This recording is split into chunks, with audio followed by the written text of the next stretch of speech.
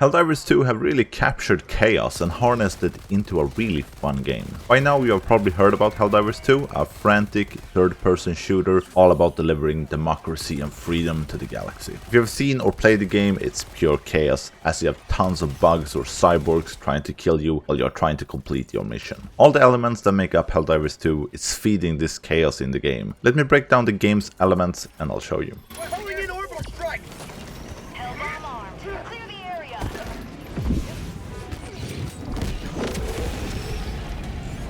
The game loop of the game is simple. You choose a mission, you do the mission, you level up, unlock new toys and equipment, and head out to do it all over again. The game doesn't overcomplicate things and wants the player into the action as soon as possible. On a mission, you drop down alone or with up to 3 friends or randoms on the internet. What you have with you is 4 grenades, 4 healing shots, your main weapon, and up to 4 stratagems. These stratagems ranges from better weapons to artillery to bombs, airstrikes, turrets, jump packs, gigantic lasers from the sky. Yeah, there is a lot of neat things you can bring with you. To activate one of the stratagems, you press a combination of buttons in the correct order and then you throw up a small little ball to mark where the drop should land. To actively press a button combination in battle will be stressful. With time you will learn these combinations, but more often than not you're switching out the stratagems depending on the mission, so the element of multitasking is always there and needed. And this goes for resupplies and if a squad mate dies as well. Yes, these combinations aren't the longest, but you can fuck them up,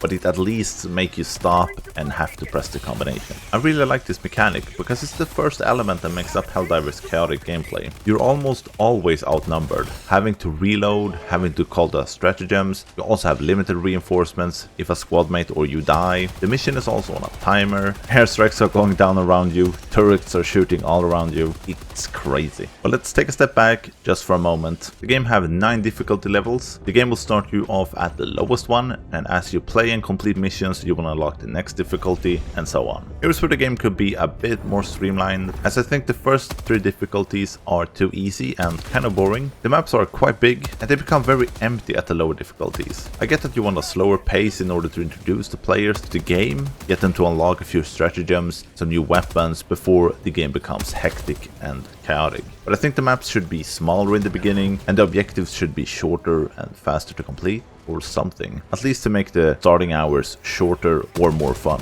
Because in the mid game I really think the game hits its stride at around 4 or 5 in the difficulty scale if you play with a full party. Because now bugs will go at you almost the entire time. Stratagems becomes very important to use as they have a cooldown before they can be used again, so you should use them more often than not. Teamwork is also very important, kind of. I think staying together is the most important factor, as you're going to need the firepower and the help from your squad mates. The developers have done a good job here with in-game communication without communication, meaning that you can easily mark things, pull up the map and mark objectives you want to go to, call if you need ammo and so forth and so on. And from my experience this is enough on any mission. Objectives in the game are very clear and straightforward, and I mean enemies are everywhere, so sticking together usually comes naturally in the game. What you have to be careful about in this game is friendly fire. You die quick in this game, the bugs can kill you very easily, or your squad mates can kill you even quicker. A misplaced airstrike, running into your squad mate's fire, turret might shoot you as it's trying to shoot the enemy behind you, an explosion goes off too close to you, so you drop your airstrike and it now goes down in the middle of the squad. Yeah, there are going to be a lot of friendly fire. And with a squad mate dead or 2, you have less guns to fight off the enemies, and you also need to call down reinforcements so you can get them back, which means another combination and a ball that you need to throw out, all while trying to stay alive, adding to the chaos of the game. The guns are also an interesting part of the game. They don't have that much ammo, and the guns that usually have more ammo, you can't reload while moving. All guns also work off of magazines, so if you only have used half a magazine and you reload, the other half is now gone. Reloading a bigger weapon like a rocket